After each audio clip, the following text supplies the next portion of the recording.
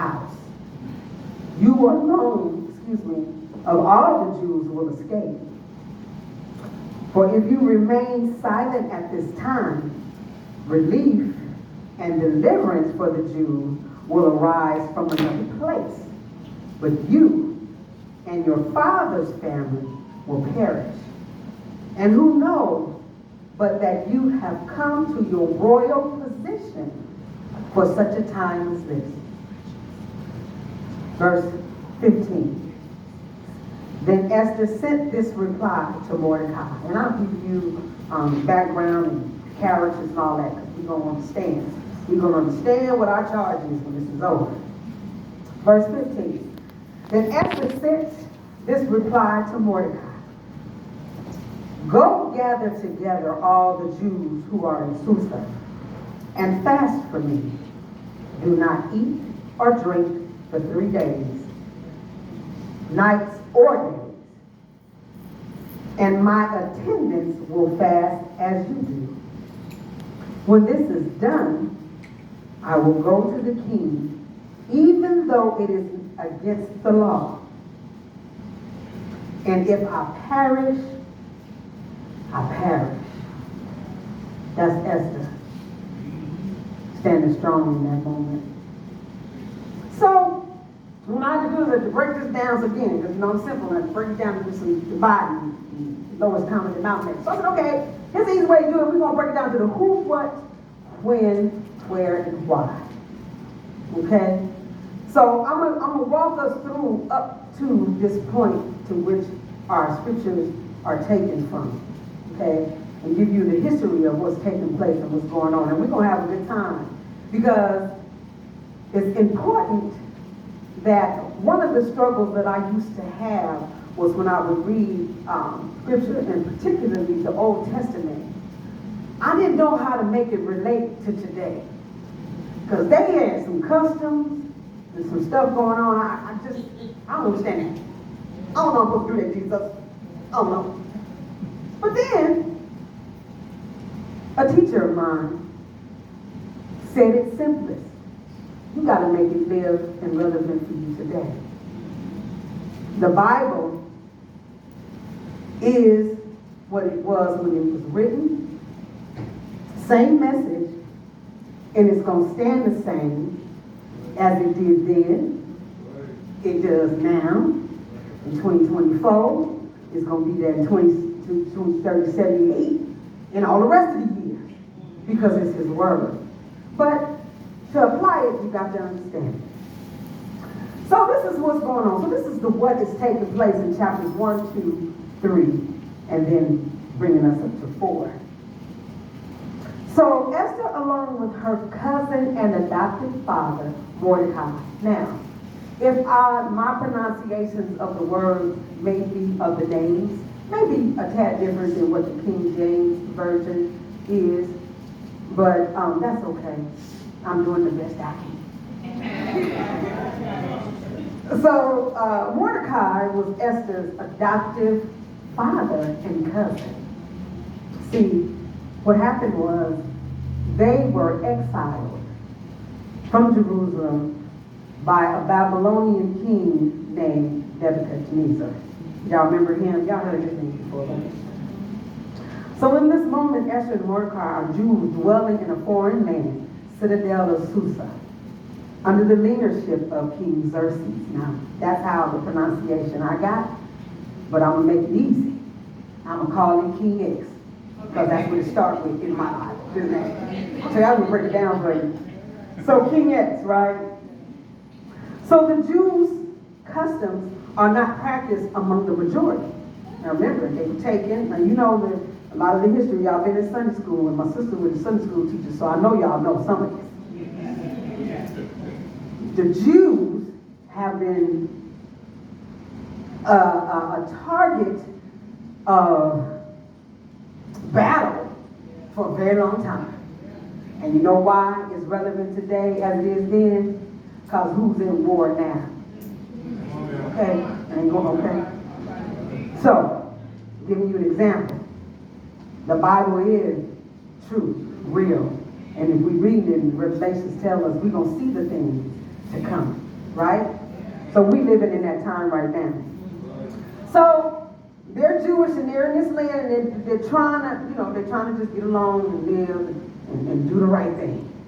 And so Mordecai deemed it necessary for them to kind of keep a low profile of their Jewish heritage simply for the sake of safety and protection and survival. Okay, and so what also is going on now? Now King X, now I'll make y'all know who King X is and how he is getting down. Read it when you get home. What's going on is he's a king, and like most kings, he's wealthy. He got money, he got houses and whatever they were dwelling in those times. He got it all. And so he and his kingdomness wanted to share it and flaunt its protection. So he gave this big bash. That's what I'm calling it today. They called it the celebrations and him wanting to show off to the land and what he has in abundance, and I'm going to share it in abundance. Now, what I also found out about, like saw in this king, is that he wasn't a selfish king to an extent. He shared his wealth and his liquor. That's important in this one, because when we go to the party, we're not going to when I went to the party, I'm not going to talk about y'all, I'm talking about me. When we went to the party, we went to party, and all thereof, and all there within, we partook. And we partied hard, we danced hard, we drank hard. Well, they partied so, they didn't party like we did. See, I learned this too, but they partied for a long time. See, our party with liquor ran out. Well, when you got money like he got, the liquor don't run out. And to the point to where he had his servants serve people individually and told them to drink all you can drink. Now, do you understand what that festivity looked like? Come on, y'all don't. Look, now one thing I do know, y'all don't have to be so cold. God has a sense of humor. He has a sense of humor. I view it like this. You know your kids when they do something crazy and you start laughing and you love them anyway, right? God been laughing at me for a very long time. So it's okay. We can be comfortable and we can share it in the reality of the situation. And the reality of the situation was that's what he did. They partied 180 days. Lord. I did some partying in that husband. We did some partying in the hood, y'all, but we didn't do it for 180 days. Then he broke it down for another 7. And what he did this time was he said, okay, this one is just going to be a banquet for my close-knit homies. I'm going to call my sisters and the ones that know how we get down, and it's just going to be us. And we're going to keep doing it. We're going to do it for another 7 days. And they did it for another 7 days. And the 7th day, King X, he was really feeling good. Come on, y'all. Y'all know how you feel when you had a couple. Now, if he'd been partying for 180 days and then for another 7, he was lit. That's what we say today. That's what making it look today. We say he was lit or he was on 10. He was on 20, put it like that. So then he said, let me show y'all my queen. Let me show y'all what else I got. So he summons for his queen. Queen Vesti. How do you choose it? Queen V. Okay? So I'm going to make it simple. Queen V. So, Queen V is Queen V. She is fine. Come on, she's the queen, the king's queen. You know she's fine. Right? Y'all can say, yeah, it's okay. That's what we say today. She was fine. The scripture says she was beautiful. She was fine. Obviously, because he wanted to show her off. It's in there, 1, 2, 3. We're coming to 1, 2, 3, and 4. We're coming up to. So, he said, he tells his servants, go get me and tell her to come here. I need the people to see who she is. I need her to see my dime piece. Y'all know that, right? Come get my dime and tell her to come here. Come here, baby. I want to show you off. Queen Bee was beautiful. This is important for the king here. She was beautiful, but she had an attitude. Now, what do we all know about women who are beautiful? They got an attitude. They don't really have a lot of longevity, do they? I'm not going to get ahead of the story. So, calls us, come here, B, come here, B, come here, B. And put B the queen. Oh, she partying at her own banquet. She got this girl's night out. She with her girl, and they doing their thing. So she says, no, not coming.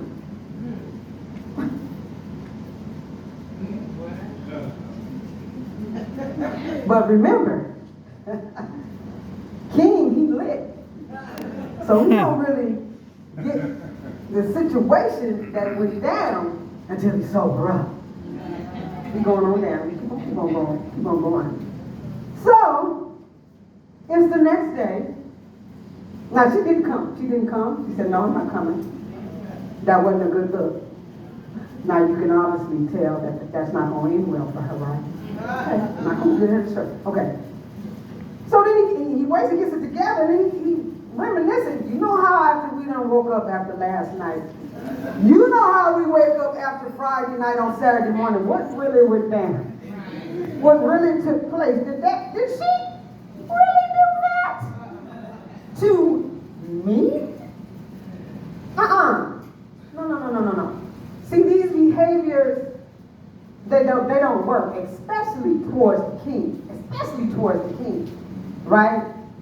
And so, with that, coupled with that, it's not gonna look good because she's a queen and she's supposed to be an example. Well, women, ladies, it's Women's Day, and we're supposed to be what? Free in the nation? You can't do it with a bad attitude. I'm just saying. It's the truth. I'm just saying. So then, he calls the lawmakers. So in that time, I meant to tell y'all, I'm sorry I got him, I was going to tell y'all, give y'all the characters that we'll be talking about. So we've already talked about King Xerxes, we talked about his queen. The eunuchs are the people of the time they were eunuchs then, but they were just his servants that he called upon to do what he needed to do because he was the king. For a king, you don't ain't got no servants. Okay? And then there was a wise man, and then there was Haman, and then there's Mordecai, and then of course Esther.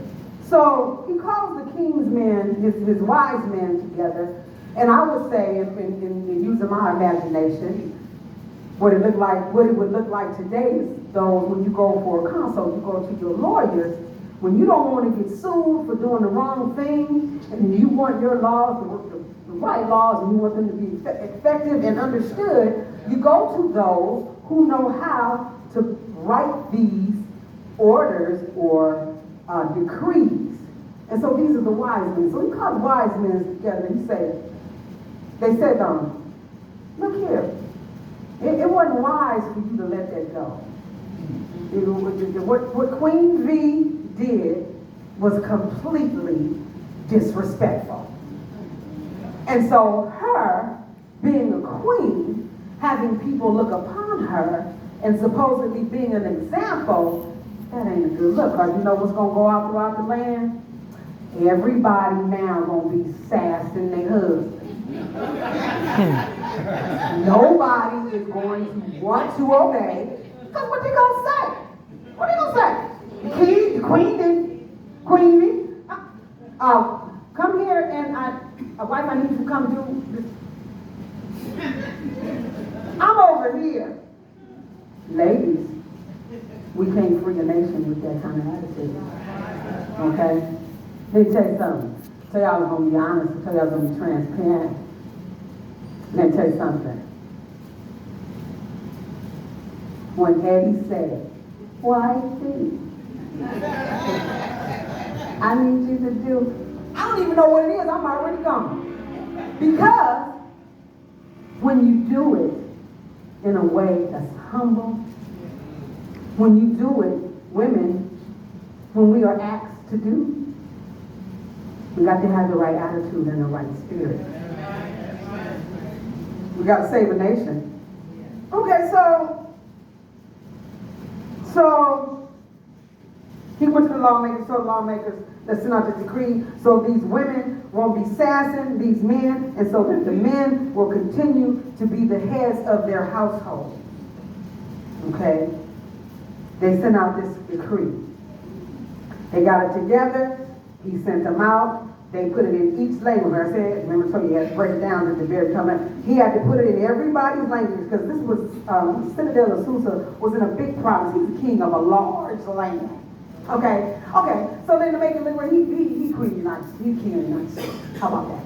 And so all of the United States send this out in every language where they can understand, because I need people to understand this behavior is not going to be accepted. And so they did that, and you know what was happening next? Queen Bee was on her way out. And the search begins. So again, the king and his personal attendants proposed and appointed commissioners in every province of his realm to bring all the beautiful ladies. Come on, y'all. Men love beautiful women. Men love beautiful women. You know what they love more is women with a beautiful interior. Somebody said, yeah, he got it. Did nobody else say nothing? So if your mate is in here and that individual that you are a mate of didn't say amen, that means you may need to do some personal investigation. Because the beauty is on the inside and then comes out, is how it should be. And so if you have a mate, if you're married to a mate or have a mate or dating, trust. They're looking for that good interior. Okay. So then he sets them up, they send it out, they're looking for the beautiful young virgins to bring to him upon his court, so that now the king can choose a new queen.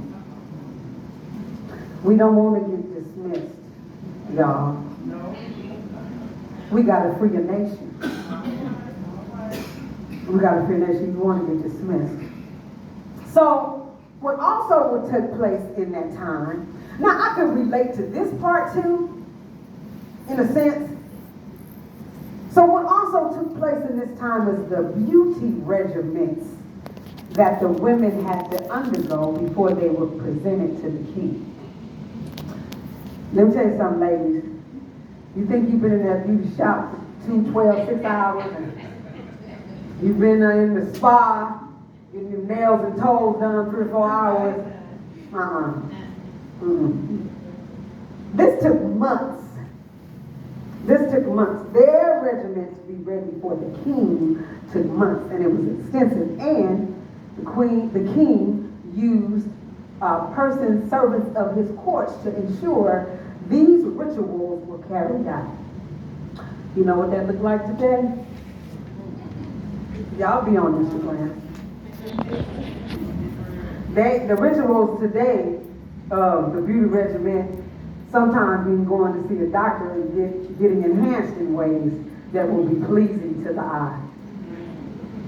But ain't no sense in you doing that if the inside is messed up. I'm just saying. Don't go see no doctor if you ain't got the inside. Saying. Okay. And so then, Esther was one of these women taken into the king's palace, placed under Haggai. Haggai was one of the eunuchs that was closest to the king. You know, right? All kings got a right-hand man, right? So he was his right-hand man, and he's like, he's going to look out. He's going to be the ears and the eyes around that maybe king can't see. But Haggai, among the harem, can keep the information that the king needs to know and keep a good eye. And he can keep a watch for what he knows will be the best queen for his king. You don't know who's watching you. There's a point here. You don't know who's watching you. So Esther is one of these women who is chosen to go before the king and to be chosen to be his queen. And so, guess what? Haggai took favor in Esther. He said, there's something about her. Now I got a whole, United States of beautiful women. What that may look like today, you know how the women get ready for the beauty, Miss America contest, and so they have people. That's what it looked like. We're just going to use that as an example, right? So I'm pretty sure those the facilitators and the officials who are working with these women always see one that's going to stand out, right? So that's what Haggai, that's what he saw. And this is me and my imagination. I'm paraphrasing some of this, to make it make sense for us today. So he sees her and he says, there's something about this one. Something about this one. My Bible says she had a beautiful figure. You know who else saw somebody in the Bible that had a beautiful figure and did that? See? Somebody was reading. He saw, what's her name? He saw her over there looking fine. Mm-hmm. She was beautiful. But what Haggai saw was her inside. Keep that.